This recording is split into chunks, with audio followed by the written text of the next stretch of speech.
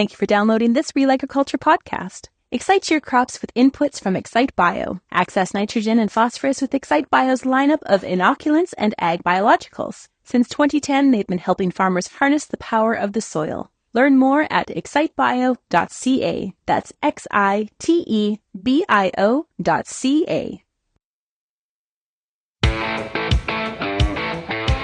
It's time for RealAg Radio on Rural Radio Channel 147 on Sirius XM.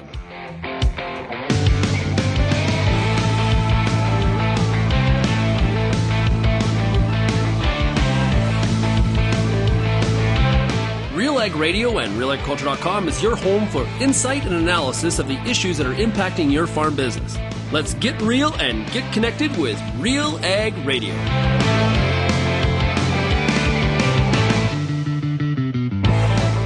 Welcome to Real Ag Radio here on Rural Radio Channel 147, Sirius XM.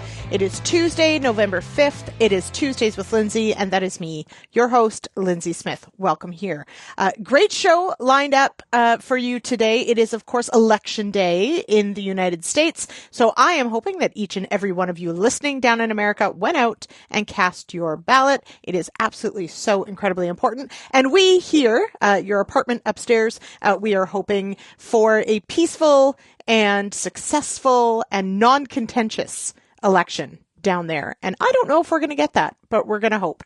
Anyway, so looking forward to seeing those results, hopefully by tomorrow. I guess we'll see. This one has definitely been a nail biter pretty much for the last, 6 weeks, 8 weeks, something like that. It is very close. So, on with the show. Of course, we've got a lot happening here as well. If you haven't heard, we've got yet another strike happening at a Canadian port. Yes, that's right.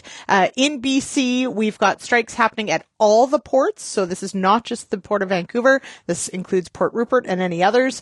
So I've got Greg Northey with Pulse Canada. He's going to join me at the end of the show to talk about the strike at the Port of Montreal and at the Port of Vancouver. And of course, just overall what this means for Canada's reliability as a supplier to the world. I've also got Christine McCracken with Rabobank. She's going to join me to talk about the hog market and what things are like as far as global shifts in trends, in supply and demand. We're going to talk about that. We've also got a product spotlight with Bushel Plus. So Tyson Sanderson is going to join me to talk about the O-concaves and everything, of course, that Bushel Plus offers. And I've got a conversation between Bernard Tobin and Dr. Samantha Nutt, taken from the Canadian Centre for Food Integrity conference that happened last week. And Dr. Nutt is here to talk about food security and the impact of it, its connection actually to peace as well. And of course, in wartime, how we make sure that everybody is fed. It's a serious one, but it's an important one. And thankful that Bernard Tobin could make the time to head on over to the CCFI event that happened just last week. So stick around for that as well. As always, if you've got feedback on today's show, you can give us a call, 855-776-6147, or you can email me, lsmith@realagriculture.com, or of course you can find us across social media. Just drop us a DM and we'll get back in touch. All right, well, let's take a break, and I'll be back with Christine McCracken of Rabobank right after this.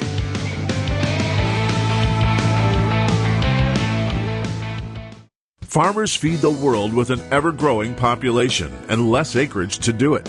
Since 1946, Nature's Alpine Solutions has been providing sustainable fertility solutions for all crops. We don't just sell fertilizer, we live and work in agriculture every single day. We're the pioneers of liquid fertility, selling the Nature's brand in the U.S. and the Alpine brand in Canada. To learn more, call us at 877-265-BIO-K today.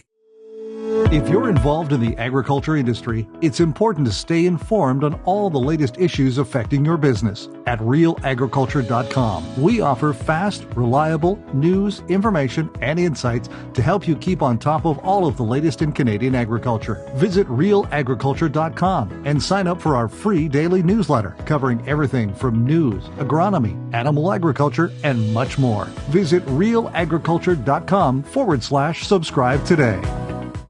Calling all Montana, Dakotas, and northern Minnesota growers. Are you looking for a profitable addition to your farm that can deliver value beyond yield? The new Seed Omega-3 canola production system can help you unlock a guaranteed path to market with attractive premium opportunities and an active God clause. Contracts include first-in-class agronomy support and free on-farm pickup after harvest. Contracts are available now. Commit early to maximize your opportunity. To learn more, visit omega3canola.com.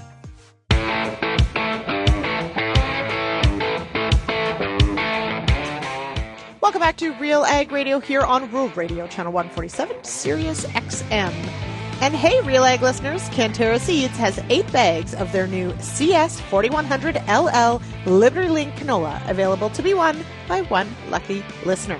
Visit Cantera.com/RealAg to find out more and to enter. That's right. This is 8 free bags of seed that you can enter to win just for Real Ag listeners. Cantera.com/RealAg. All right. We hop now to my conversation with Christine McCracken with Rabobank, and it is time to talk about the global hog market. Yeah, great to be back with you. Yes. Okay. It's been a couple months since we chatted. And in the meantime, Rabobank has been busy putting together a couple reports. The latest is a quarterly report looking at the hog market. Some good news here, some less good news. Maybe we'll start with the challenges. What do we have in front of us in the hog market right now? Well, there's always a lot of instability as you head into the fall, thinking about, maybe some higher production numbers that conceptually can put pressure on the markets. But overall, things are actually really good. When you think about, lower feed costs and some really healthy herds, which is maybe putting a few more pigs on the market, but generally is resulting in some pretty good profits for producers this time of year. Okay, so that is good news. But that's not to say that there aren't maybe some challenges, maybe locally, maybe globally. So let's start maybe with some of the main things that, are weighing on the hog market globally. Well, when you think about, the uncertainty, the global uncertainty, when you think about geopolitics or elections, there's obviously a lot going on there, and that raises some real issues relative to trade. Trade's such a big part of the Canadian pork industry and the outlook. So anything that could disrupt trade between North America, or when you look globally, can be a real challenge for the pork industry. But right now, things are fairly steady. It's just a question of what happens next, right? And obviously, there's a lot going on in those markets. Mm-hmm. So we've got U.S. election, of course. We have the Russia-Ukraine war. We have the Middle East is a giant mess. What am I missing? Where else do we have global conflict potentially that's impacting the hog market? Yeah, when you look into 2025 and the renewal of the trade deal between Canada, Mexico, and the U.S., that's obviously on the table, and that raises some real issues and concerns relative to free trade between the three countries. When you look at near term, what's happening in Japan and some of the slowdown that we're seeing there, that's obviously at the top of our minds, although things look pretty steady as it relates to pork exports. When you think about some of the disruption relative to, the currency, obviously around the world, those are the real big drivers for trade as you head into the coming year. So that's what we're watching. Now, production costs, as you mentioned, sort of off the top, perhaps a bit more favorable right now or through the season. Perhaps we will see that continue. How has weather played into sort of what the outlook may look like as far as the producer? And then I want to talk about sows, but let's talk about sort of the weather element working its way into this market too. Yeah, I think, when I think about global markets, I'm focused on Brazil right now. And really, the crop was a little slow going in, and that raises some concerns about the second corn crop and that, could have some impact on corn prices globally. That's kind of what we're watching. But generally, you think through, some of the drought issues that have impacted wheat availability and that obviously raises some concerns more locally, but generally I'd say that, net feed costs are lower, and that's obviously a positive as we think through profitability for the sector. I think there's always a degree of variability in feed costs in production, but with global stocks, kind of rebuilt, we're actually more favorable on the feed cost aspect of production into 2025. Now, so this brings us to, of course, we need a healthy sow herd to, of course, produce all those piglets that become that delicious bacon and ham that we love. Where is the U.S. anyway at, particularly in the spectrum of growth, consolidation, steady? Where are we at with the sow herd? We've reduced sow numbers about 8% from the peak in 2019, and really it looks like we've stabilized and we're starting to think about expansion. The challenge is always, do we need more hogs? When we have such good productivity, herd health's been good.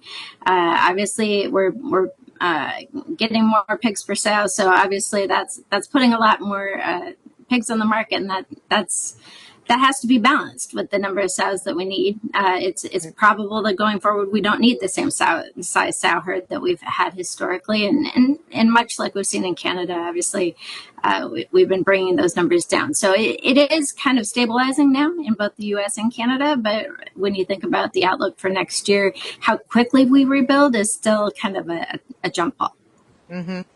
Now, you mentioned health, of course, really important within our hog sector. There have been a few challenges there with a few diseases that have really been a challenge for producers. Did hear last week of avian influenza being found in some backyard hogs. This is not commercially anything like that, but what are you hearing from that perspective of, whether it's African swine fever or avian flu? From the disease perspective, how worried is the hog industry when it comes to the health of these hogs and these latest threats? Well, it's always at the top of the list, right? And when we think about the concerns and the potential risks to production, obviously there's a lot of disease that could impact the industry and be really disruptive. So, it's really, the producers have really stepped up their biosecurity efforts and have really worked through some scenario planning to, in the event there is some kind of disease break that is trade limiting, that they can clean that up fairly quickly. But as of right now, avian influenza is contained, within a small backyard production operation, far from any commercial pork operations. But that obviously raises new concerns. PRRS is always an issue, PED, but ASF has at least at this point not been a real issue in North America. So it's something that we're always watching for. But good news is for now, no immediate threat from ASF. Mm-hmm. Okay. All right. And looking forward, get out the crystal ball. Things, of course, in decent shape for sure, which is maybe, better news than maybe we've talked about before. Beyond the animal health impacts, what will you be watching in the next quarter, as far as the hog markets go? Well, I think that when we turn the corner in 2025, it's really all about demand. Demand's been really good. That's great news. It's been not only strong in North America, but globally. So when we think through, really what's going to happen in 2025, will we continue to see, economic growth? Will the consumer remain fairly resilient? Obviously, pork does better in retail channels than food service. So as a whole, looking to see if consumers are struggling, if they continue to turn to retail, and if that really helps benefit the pork industry. And then looking at competing protein supplies. So thinking about, the tighter beef supplies that maybe we talked about earlier, or chicken, half-assed chicken is going to grow. Obviously in Canada, supply managed, but here in the U.S., that is obviously an industry that continues to grow. So there are a few kind of big nuts, as we like to call them, that we continue to follow for 2025. But as of right now, I think as a whole, they're fairly trending in the right direction, I guess, for the pork industry. All right. Christine, thank you so much for joining me on the show today. All right, we're going to take a quick break, and I'll be back with more Real Ag Radio right after this.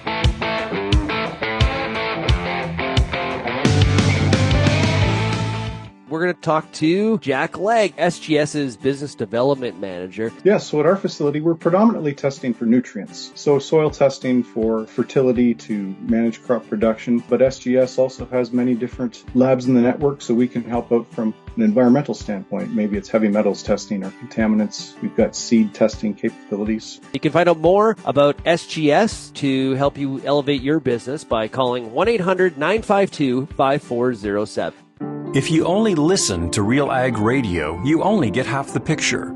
For greater insight into the issues that affect farming, tune in to RealAgriculture.com. Crops, livestock, machinery, farm management, and the markets, even food and travel. Real Agriculture Online digs deeper into the topics that affect the way you work and live. So get connected today. Read, watch, and listen to the people who know at RealAgriculture.com. Johnson at WheatPete, RealAgriculture.com. I'm the host of The Word, and I love doing The Word. I love the questions. I love the challenges. I love having to apply agronomics to all over the globe and areas outside of my normal jurisdiction. Also, I love the feedback the most, where growers challenge me, tell me about their plot results, help me to learn. The Word, absolutely the best part of my day.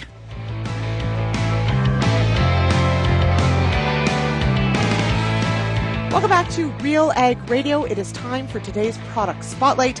Joining me now is Tyson Sanderson. He's a product specialist with Bushel Plus. Welcome here, Tyson. Thank you. Thank you very much for having us. All right. So now that you're seeing many concaves in the field, what are some of the things that people should consider in the fall or winter regarding maintenance? Well, with the fall here and winter right around the corner, farmers definitely have some time to get their combines in for an inspection. With the inspection comes taking a look at some specific items that we want to highlight. Some of these highlights include concaves, your raspars on your rotors, chaffer and sieves, calibrations, those sort of things we want to take a look at with inspections. And as your dealer goes through these inspections with you, one of the things that they may inform you about is it's time to take a look at replacing your concaves. Whether the replacement is due to high wear or damage, Mad Concaves is a great replacement for your OEM concaves. With a modular design, we make it easy for changing concaves, and then with the ease of change comes the built for specific requirements. So we make harvesting easy. Now, I also see Bushel Plus expanding into soybean and corn markets. What's the driver behind that? That's exciting. Well, the corn and soy market definitely is expanding. And as Bushel Plus itself expands, right, we're getting into more and more markets. So corn and soy is something that we've been able to specialize in, especially since the release of our O-grade. The nature of harvesting corn and soybeans requires slight thresh without cracking the seed, as well as the throughput to limit the loss through mog. So with our O-grades providing a much cleaner sample by reducing the dockage, limiting the amount of trash, including cobs in the tank, less loss out the back of the combine, and a good increase on ground speed, we have made harvesting corn and soybeans a breeze. We have also seen amazing results in edibles as well. With O-grades, we have greatly reduced the amount of cracks in the tank and way less loss due to handling the mog appropriately, especially when it's nice and green still. I've been in field demoing with the O-grade, and the results have been amazing. Customers' feedback have been they're certainly surprised by how clean their tanks are getting and how easy it is to deal with the loss now that we have the throughput with the O-grade. MOG, material other than grain. One of my favorite acronyms. I got to tell you, it's one of my faves. I love it, MOG. Okay, so now you touch on, of course, one of the key things that, we think about harvest losses, obviously, or protecting that seed from cracking, etc. Obviously on maintaining yield or maintaining quality, but of course anything that goes out the back of the combine potentially could become a volunteer, could become a weed really for next season. So how can farmers save on herbicides and tillage that typically would have to be used against regrowth or to minimize volunteer crops? What should they be doing at the combine to maybe save after the fact? Well, first off, farmers can save on herbicide and tillage costs by limiting their losses. That's the number one thing. Using a smart pan system to limit and mitigate that loss, that's number one. But as soon as it's already out on the ground, well, one of the things that we can do to help prevent that is by suggesting you attend one of our harvest academies. This is an after-harvest event that can be attained on your farm or with a dealer.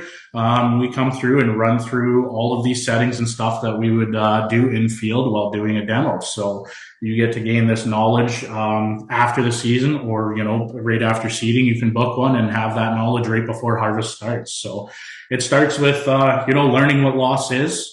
That's what the Bushel Plus Smart Pan system is, and then thereafter furthering your knowledge away from the combine. What can we do as operators or owners to mitigate that loss and help with the regrowth? All right. So, of course, you could learn about the entire lineup of what Bushel Plus offers. And yes, as you mentioned, maybe set up a workshop or some learning opportunity to get that combine tuned in for next season. Tyson, where can people go for more information? Yes, of course. Well, as always, you can always reference our website, bushelplus.ca, or you can phone into the office at 1-833-376-7726 and ask about our Harvest Academy. That would be about the best way to go about it. All right. Okay, Tyson, thank you so much for joining me on the show today. I really appreciate it. Yes, thank you so much for having us. All right, we'll be back with more RealAg Radio right after this.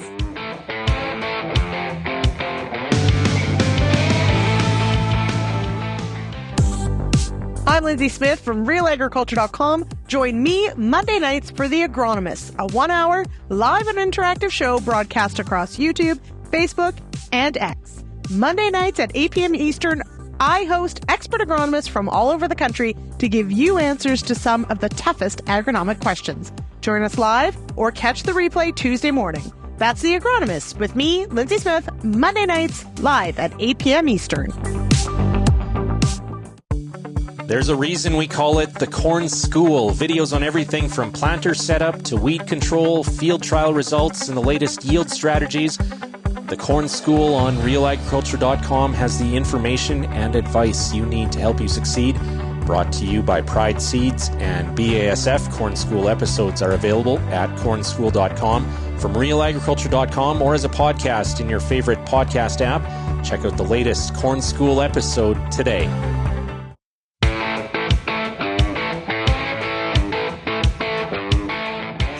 Welcome back to RealAg Radio here on Rural Radio, Channel 147, Sirius XM. I am your host for the day, Lyndsey Smith. It is Tuesday, November 5th. That's right, Election Day in the U.S. Go out and vote. I'm going to say it every time, everybody, so just get used to it. All right, this segment is brought to you by Excite Bio. Excite your crops with inputs from Excite Bio. Access nitrogen and phosphorus with Excite Bio's lineup of inoculants and ag biologicals. Since 2010, they've been helping farmers harness the power of soil. Learn more at excitebio.ca. That's XITEBIO.ca. We're going to hop now to a conversation that my colleague Bernard Tobin had with Dr. Samantha Nutt. She's with War Child Canada, and she was at the Canadian Centre for Food Integrity's conference last week, and they spoke about food security and understanding why food security is so important all over the world and right here at home. Joined now by Dr. Samantha Nutt. She is the founder of War Child Canada, physician, philanthropist, global affairs specialist. That's quite a resume, Samantha. Thanks for joining us. Well, thank you for having me, Bernard. Hey, I want to talk about, I guess, maybe a question that you put on the floor here when we started here. Why was a nut called here to talk about the importance of food security systems and public trust? Yes, those nut jokes just write themselves. I'm actually a practicing public health doctor, and that was my training. I spent the last almost 3 decades now in that capacity, going in and out of different war-torn environments. And one of the things I talked about, in addition to the work that War Child's doing, which involves a great deal of food security programming throughout the world, we also, as public health, we look at the importance of food and food security and food systems. We're on the other end of that. We are the ones that are devising the policies. We are investigating outbreaks. We're doing all of those things that help to ensure that Canadians have safe access to food and that's not going to make them sick. So one of the points that I made earlier today is that despite how strange it may seem that I was asked to deliver the keynote, as a public health doctor, as someone who works in the area of food security through my international work, I recognize the importance of what all of you do, and we're part of the same continuum in terms of making sure that people have access to safe, affordable food.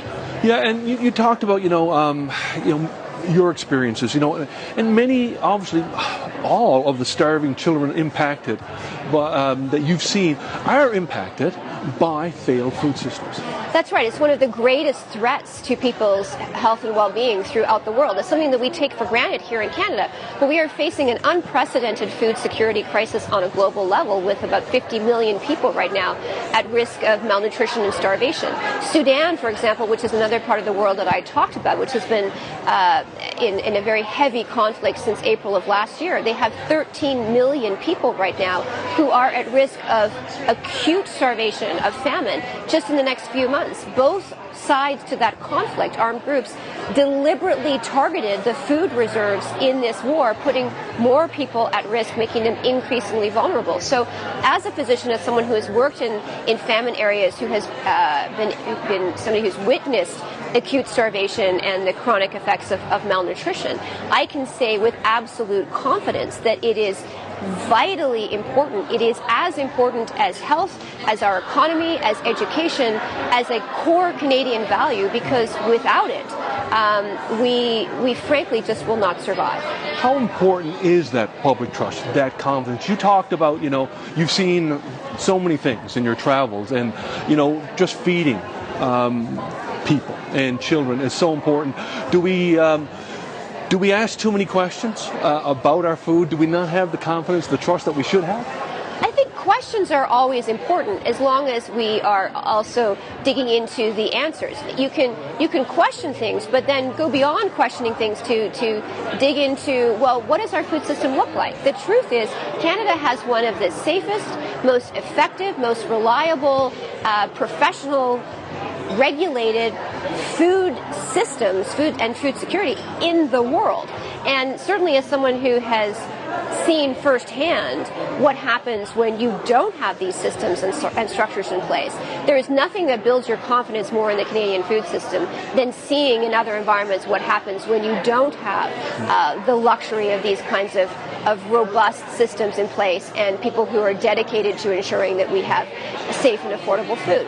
I know that that we in recent years, with the increasing cost of food, people have felt the pressure and the pinch of that. But at the same time, we are still incredibly fortunate to exist in one of the safest food supply jurisdictions in the world. When you talked to this room earlier today, you mentioned, in this group, trying to cultivate public trust.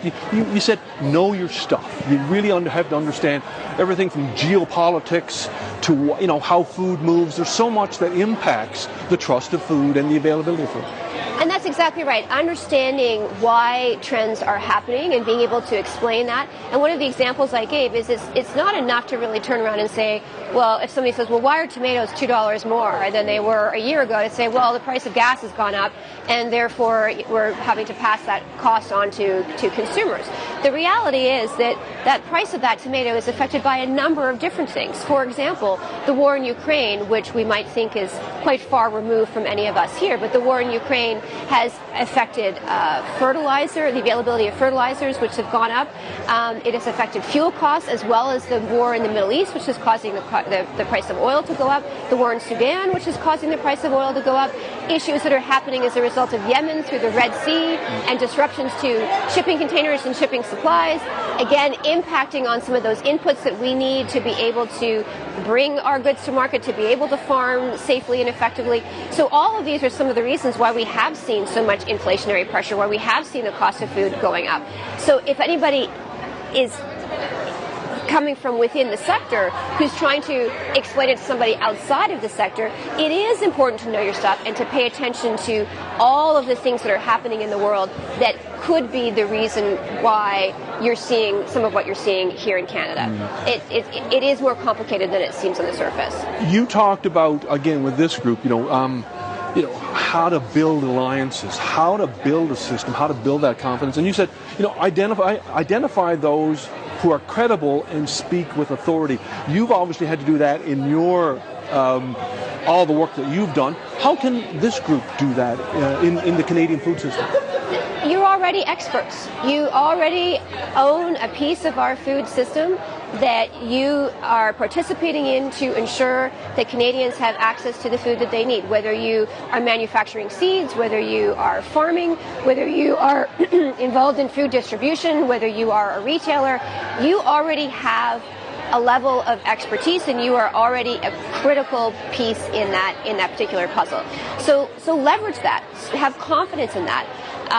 It doesn't hurt to have additional conversations and to form strong bonds with other people from different parts of your sector so that you understand their work as well as your own work and can speak to the entire process.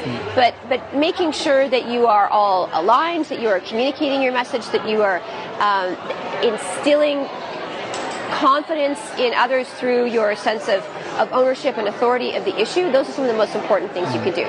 If you believe that you know what you're talking about, because you do know what you're talking about, trust me, other people will believe it as well. Yeah. Hey, final question for you, and that is about, how, I guess, to speak to Canadians about the questions they have about food security and food quality. And you had a question from the floor here asking that. In the context of what you've seen, what you've observed, how do we address questions from Canadians? Again, within the context of what you've seen and observed. Look, the only way to really promote confidence or to build public trust is through transparency, through consistency, through integrity. So just by having those kinds of conversations, by putting the evidence on the table, by reminding people that for the most part in Canada, we are very fortunate that with very, very, very, very rare exceptions, our food does not in fact make us sick.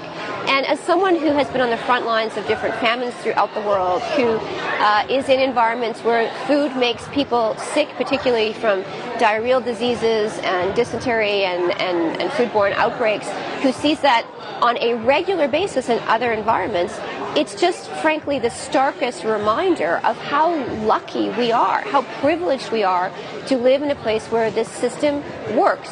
And yes, sometimes there can be issues that come up, and we need to learn from those issues. We need to be open about them. We need to be transparent around them and communicate them, and we need to put measures in place that might prevent those kinds of similar outbreaks from occurring again in the future. But remembering that they are very rare outcomes, that we can have confidence, communicating that, being honest about that, being transparent about that, that's the way that I think you build public trust, build public confidence, because there's no reason why Canadians shouldn't have absolute confidence in our food system. We live in one of the most food secure countries in the world. There are issues of affordability that need to be addressed, but having confidence when you go to the grocery store that your food is very unlikely to make you sick, that is a tremendous privilege, and that's one that we, I think, can all be very grateful for. One thing, let's talk a little bit about warchild.ca. You said, and I quote, "If it's hard, it's because what you are doing is important." Tell us a little bit about warchild.ca. What keeps you busy? I know it's a big job. Thank you. Well, War Child's an international humanitarian organization, and we work in war zones throughout the world with a focus on children, but also their families. So we do a lot of work with women as well. We're a long-term humanitarian organization, so we work with local communities to ensure that they can rebuild and recover from war, and that's really our expertise. And we do that in the areas of food security, economic development, strengthening the rights, especially of women and girls. And we also do a lot of work around education and catch-up learning so that children and their families can grow and thrive and rebuild and recover and have plans and ambitions and hope and opportunity going forward. So it's a long-term strategy. We have more than 900 staff throughout the world. 99% of them come from those local communities. They're designing and running all of our programs, and we work with about 1 million children and their families every single year. So that's what War Child is in a little bit of a snapshot. We're in some of the most challenging environments in the world. We have extensive programming across parts of Africa, but we're also in Afghanistan, we're in Yemen and other places. And look, right now, unfortunately, there is a tremendous amount of work to be done. We're experiencing a huge amount of upheaval, an increase in war, in violent hostilities, particularly in many of the places in which we're operating. And so finding out more about what you can do and how you can support those efforts is something that we always welcome. And as you mentioned, the website's sportel.ca. All right. Thank you to Bernard Tobin and to Dr. Nutt for joining me here on the show today. We're going to hop now to our final segment. You're going to hear from Greg Northey. He's with Pulse Canada. We are going to talk about the container traffic disruptions happening, of course, at the Port of Montreal as well as the Port of Vancouver, as we've got even more and ongoing labor woes at both of these ports. Stick around. We'll be back with that right after this.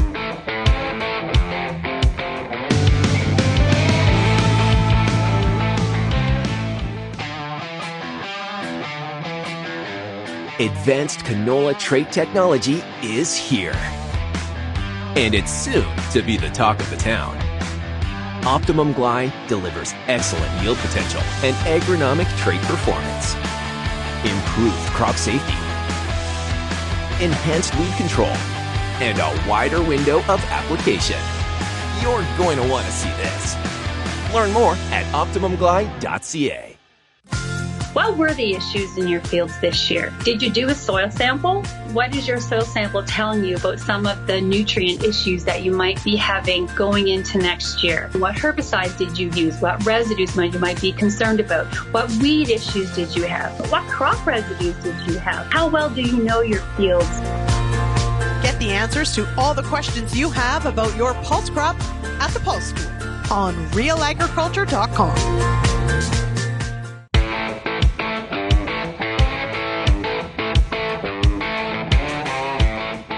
Welcome back to Real Ag Radio here on Rural Radio Channel 147, Sirius XM. You deal with many uncertainties on your farm. Managing risk should not be one of them. MMP's Ag Team specializes in risk management. Visit mmp.ca to learn how you can stay ahead of the game and plan for the unknown. I'm Lyndsey Smith with Real Agriculture and Real Ag Radio, and joining me now is Greg Northey, Vice President of Corporate Affairs for Pulse Canada. Welcome here, Greg. I wish it was under better circumstances. Yeah, thanks for having me, Lyndsey. And yeah, this is not great circumstances, that's for sure. Absolutely not. Okay, so catch us up. I should note, we are recording on Tuesday, the day the show will air. However, when we're dealing with labor disruptions, things can happen very quickly, and maybe that will be good news. But as we are speaking now, the Port of Vancouver under a lockout and strike, and as far as I understand it, so is the Port of Montreal. So let's start with how important are these two ports to pulse movement in Canada? Yeah, so very important. So Montreal, so there's two terminals. So we're talking container terminals that are on strike. And then we've had the other two major terminals now are under embargo by the railways. So there's no strike at them, but traffic can't flow to them. So effectively, Montreal is shut down. And if we think about the, at least for pulse crops or the wider grain industry, there's about 3 million tons of grain that's exported in containers. And about a third of that goes through Montreal. And so the same ratio would be for pulses. We have about 500,000 tons of pulses that would go through Montreal. And importantly, the things that would go through Montreal, like beans, particularly, they only go through by container. We're not bulk shipping beans. And so at the moment, the only options are, Halifax, St. John, maybe Philadelphia. But right, effectively, that pipeline is shut down out of Montreal. So, a third to a half of all pulses and a third of all grain that moves in container out of Montreal has stopped.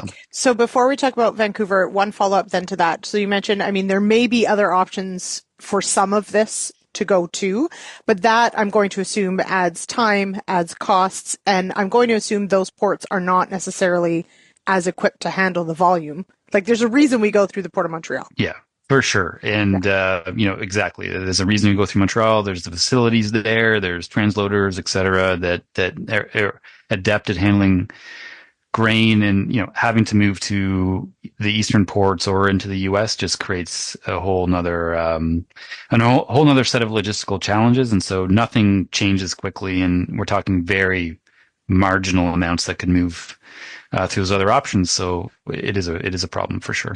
And what about timing? Because, I mean, certainly from the Ontario perspective, IP beans, we know, go through Montreal. Yeah. A lot of them go very soon after harvest, if not at harvest, which just wrapped up. So timing wise, this seems to me like probably the worst or close to the worst time of year for this to be happening as well. Yeah, pretty much, whether it's Montreal or Vancouver, which we can get to, but this is the time, when pulses or beans want to move, and it's a peak season. It's well known, and more recently, the big challenge for us has been logistical bottlenecks that have reduced sort of the amount, like our export programs, right? So we have enough that we could be moving more, but we can't, and now this obviously just creates a whole nother headache, and everything that needs to move is probably under contract. And as you start to miss those contracts, you start to pay more money and demurrage and everything else. And so labor is always an issue, but we're like a broken record here. But this is like this time of the year particularly is really problematic. Right. Okay. Now, Port of Vancouver. But it's not just the Port of Vancouver. This is BC ports. Yeah. That means Prince Rupert as well. So that would be containerized traffic as well, is my understanding. So we did get news yesterday that the BC maritime employers have locked out staff, but the staff, of course, had also served strike notice. So similar to what we saw with the railway strike, we had a lockout and a strike happening simultaneously. But this impacts, of course, all the ports in BC. So, and as I mentioned, the railway strike, and of course, there was a port strike at Vancouver prior to this earlier in September. So where are we at as far as ports in Vancouver, generally speaking? Just how serious is this work stoppage? Yeah, it's really serious. So the only thing that isn't affected is bulk grain movement. Right. But otherwise, everything that's going through Vancouver. So we're talking about the terminals that would be moving bulk, potash and sulfur and everything else have all shut down. Anything that's moving canola oil, for instance, would be closed. And then all the container terminals. So anything that's moving in container from pulses or grain is closed. And that's both in Vancouver and Prince Rupert. So, and anything automotive, pretty much everything other than bulk grain and cruise ships, is going to be impacted by this. And so obviously, big impact. Like I said, Vancouver is half of what we would be exporting in containers moving through Vancouver. And then another portion of that, another quarter would be going through Prince Rupert. Roughly, about 2 million tons between the two ports. In a good year. So yeah, it's a real problem. And to put it in perspective, at least from the pulse perspective, we have things like peas that would be moving a lot of bulk, right? So not as much container movement. Something like lentils, red lentils particularly. 50 to 60% of all red lentils would be moving in container, so those would not be moving. And then 100% of mustard, green lentils, green peas would be moving in container. And so, it's disproportionately impacting, the small, medium-sized exporters and farmers, right, who are growing those products because, quite literally, they're just not going to go anywhere if they were going to go through Vancouver. And the options out west become very limited, right? You could maybe go into the U.S. and try and get them out, but again, we're talking marginal opportunities. So it's a real problem. So there's two parts I want to talk about on this. One, closer to home, from the perspective of what Pulse Canada does, from the lobbying perspective of how important it is to keep traffic moving. What is happening right now is, are the conversations that the government needs to step in? What are these conversations this week sounding like? Yeah, I mean, we've been since last week. We've been speaking with government, sending many letters. We have letters we signed with coalitions of different groups. It's probably about 5 different letters from interested business groups that we've been a part of, and sort of drawing attention to the issue. Part of the problem, I think, or at least last week, was there wasn't a ton of awareness about this, and even government was, not sure about the impact. And so it's been really important to at least raise the profile, for one. We are launching another campaign around this at stopthelockout.ca, and so because it's really important that we at least we found in these strikes, while it can be exhausting to do some of these things, because we're having to do them so often. Having government hear from many, many people on how important this is really important. Asking government to intervene is key here. One of the issues we're seeing with the Vancouver lockout is that the union there has been found by the Canadian Industrial Relations Board to be bargaining in bad faith on 3 different occasions, right? So there's a ruling by that board, 2 weeks ago saying bargaining is not happening in good faith. And so it's clear that those negotiations are broken, right? And so at that point, either government or anybody else saying there has to be a negotiated outcome, it's not really clear there could ever be a negotiated outcome. Right. And so at that point, it's imperative for government to step in. They can either, back to work legislation, I think would be very difficult because I'm not sure there's, political support for that on the other parties. But they could certainly try and use the Section 107 tool that they use with the rail strike. But whatever they choose, I mean, we're asking for all those things, but it has to happen quickly because the longer this goes on, the more damaging it becomes. Mm-hmm. Well, and as you mentioned, obviously incredibly detrimental for containerized traffic for pulses and those crops that move that way. But you mentioned fertilizer. We have parts potentially coming and going.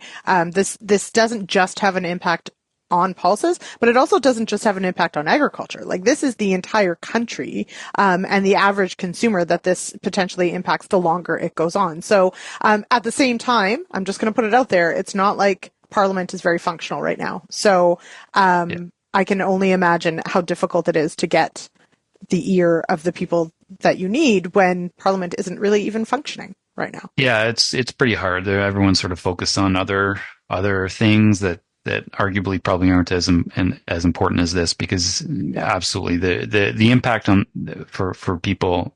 I mean, we talk about pulses and grain, but you're right. Automotive, everything is going to be impacted by this. Anything that's coming in for the retail sector, fresh fruit and vegetables, is always a time of year when we start to see a lot of citrus from various parts of the world, and that stuff's perishable. It's all not going to make it in, and so the impacts are very broad and will be significant on Canadians. And so, getting the attention of politicians around that is surprisingly hard at this point.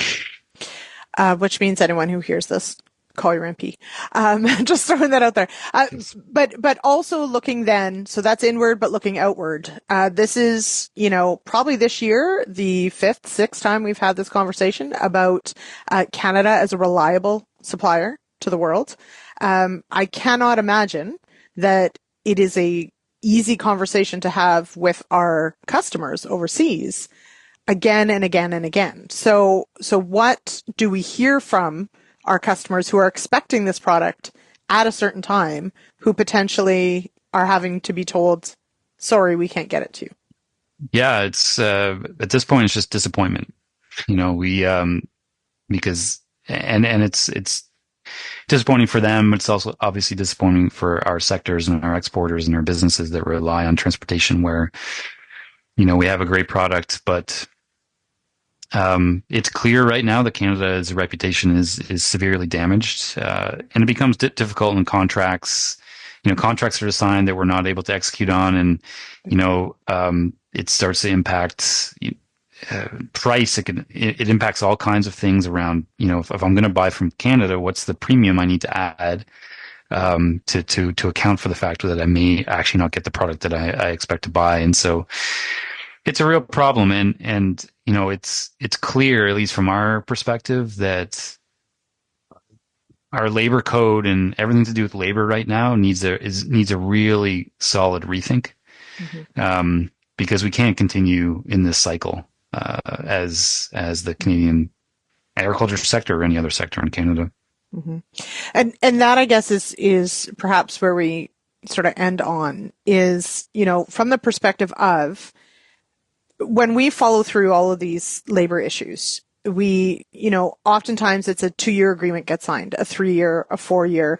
So the deadlines for some of these labor issues is known well in advance, but we do seem to get to this point where, and this year has been sort of this absolute just convergence of so many overdue contracts, workers without contracts, etc., that, you know, all of this came to a head, like the dual strike at the railway, all at the same time. How do we get ahead of this? Like, how do we actually, as a country, put together something that says, you know, we have to have a functional logistics system, and here's how we're going to get there? Who leads that?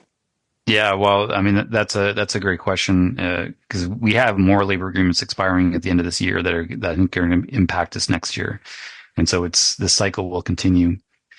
Yeah, so one of the things that we're looking at, and this is born from this frustration where, you know, every time this happens, you know, increasingly, we're not necessarily caught unawares. Like before, we always weren't sure when these things were ending, but now the information on when deals end and what the timelines could look like, we're much more aware. But the reality is, when they do happen, you know, the tools we have are pretty limited. It's campaigns, it's asking for back to work legislation, it's Section 107. It's always band-aid solutions, quite frankly, and it's something that we're going to be looking at. So the grain sector many in the grain sector have agreed to actually start a project that we're going to be kicking off this month, where we're going to actually start to look at hiring subject matter experts around labor law and start to look at what are those things. And to your point, it could be around, what's the runway to this deal expiring? Are we hitting certain checkpoints where the proper things are being negotiated? Are we able to negotiate certain things quickly to get them out of the way? And then for the real, because I mean, if one thing we see is that negotiations are as contentious as ever, right? Yeah. The two sides just are not really and many of these deals just aren't able to sit down and actually negotiate something in good faith ahead of time. And so, what are the things we can start to build into the process to ensure that both sides continue to have their rights under the labor code, but we are hitting certain check marks where you need to see some progress on these negotiations to prevent these last minute strikes and lockouts from happening. And I think there's probably plenty of room to start to look at that and to build it in to provide that kind of certainty. And then, you know, in the cases where there's clearly, you know, around automation or something where they're just never going to come together, is there a way to siphon that directly into binding arbitration so that you don't need to go through a strike or a lockout on that particular issue? It's clear it's not going to be negotiated. And so let's get both best offers on the table and start to deal with it.